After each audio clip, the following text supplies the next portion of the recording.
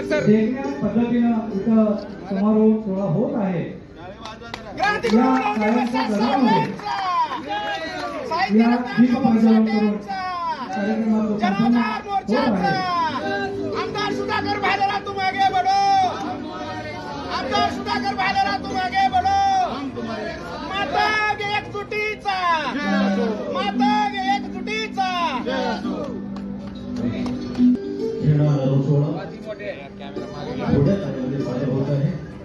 मान्यवरांच्या उपस्थितीमध्ये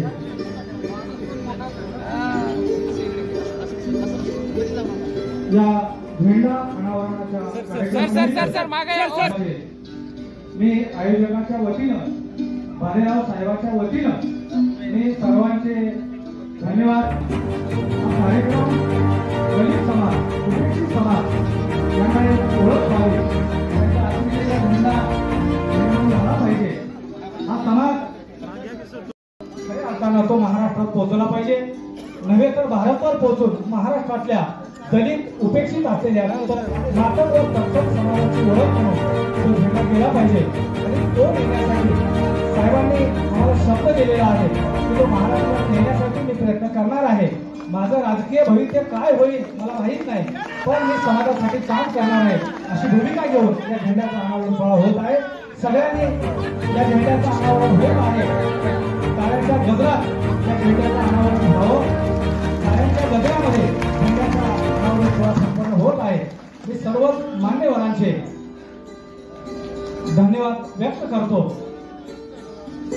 एकच ध्यास, गोरगरीब जनतेचा, उपेक्षित जनतेचा विकास झाला पाहिजे ही भूमिका घेऊन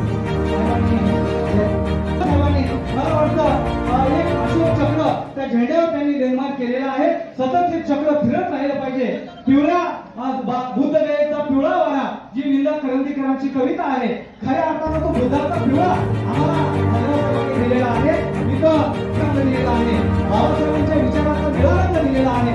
या शेतकऱ्याच्या क्रांतीचं प्रतीक म्हणून आम्ही हिरव्या रंगाकडे पाहतो। हा रंग एखाद्या विशेष कुठल्या तरी पक्षानं किंवा एखाद्या जात आणि धर्माला बांधलेला नसून खऱ्या अर्थानं अस्मितेचा, परिवर्तनाचा तो रंग व्हावा हा उद्देश साहेबांनी डोळ्यासमोर घेऊन या कार्यक्रमाचं आयोजन केलेलं आहे। खऱ्या अर्थानं हा लातूर जिल्ह्याचा कार्यक्रम नाही, तर हा समग्र महाराष्ट्रभर या कार्यक्रमाचं आयोजन होणार आहे। सर्व समाज बांधव या झेंड्याखाली एका आले पाहिजेत, एक परिवर्तनाच्या दिशेने ते निघाले पाहिजेत। बाबासाहेबांच्या विचाराचा